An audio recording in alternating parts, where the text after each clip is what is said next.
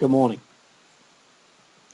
Just wanted to give you a 5-minute template for a presentation that you might be able to give to your unit commander to describe what a theoretical approach to functional fitness looks like. That's the purpose, to describe the theoretical basis of unit physical training and demonstrate the link between that theory and the theories that shape our understanding of war. So we start by looking at what we understand about war and some related ideas. Clausewitz tells us, and it's generally accepted, that war is a complex, chaotic, violent environment that remains the realm of chance. Given this, we can't know the exact nature of the physical requirements of combat. They are in fact unknown and unknowable.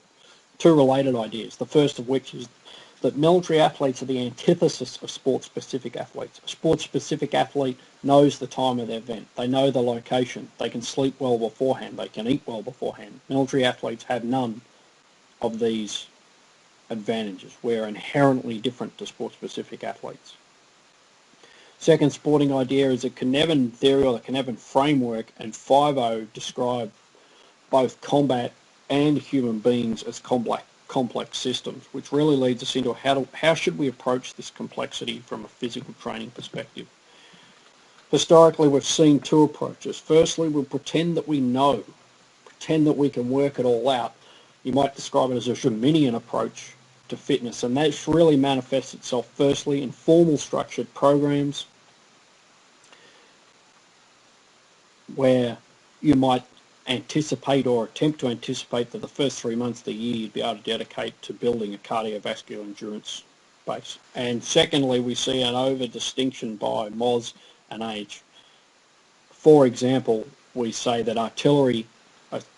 only artillery soldiers need a large amount of upper body strength, or that as we get older, combat demands are going to lessen, therefore our physical capacity can also lessen to a large degree. Simply not true. Second approach is that we accept we don't know, but then we try to do everything. We think we need to do an hour of running, an hour of ruck marching, and an hour of weights. We end up being good at nothing, our program lacks intensity, and we're susceptible to injuries and overtraining. The proposed approach, or the crux of the theoretical basis of your fitness program. Firstly, a belief in fitness, that is, that there's a physical capacity which will perform well in any endeavour.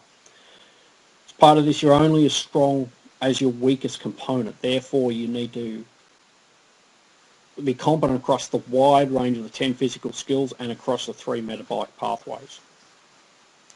Thirdly, you need to train at intensity. It is intensity that forces adaptation in complex systems, or stress that forces adaptation, and most closely represents the demands of combat. Finally, you should replicate the movement patterns of combat and life, most closely approximate the demands you're going to face, and reduces the chance of injury. When we speak about selecting widely from the 10 physical skills and the 3 metabolic pathways, this is just an opportunity to explain what those components are, and you should recognise them from your level 1 coach's course. The practicalities of the program, we've superimposed combat where sport was, and we're really saying that the groupings of exercises that we break those 10 physical skills down into the 3 metabolic pathways are weightlifting, gymnastics, metabolic conditions, as per the CrossFit methodology.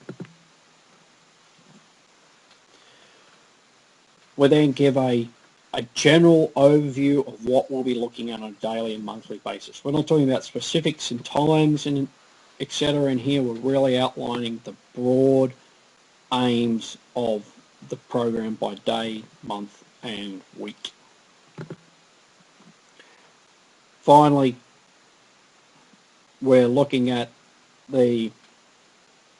what the MOE, MOP are. They should be fairly standard, and really we couldn't get away from some Army specific things there, such as the fitness test.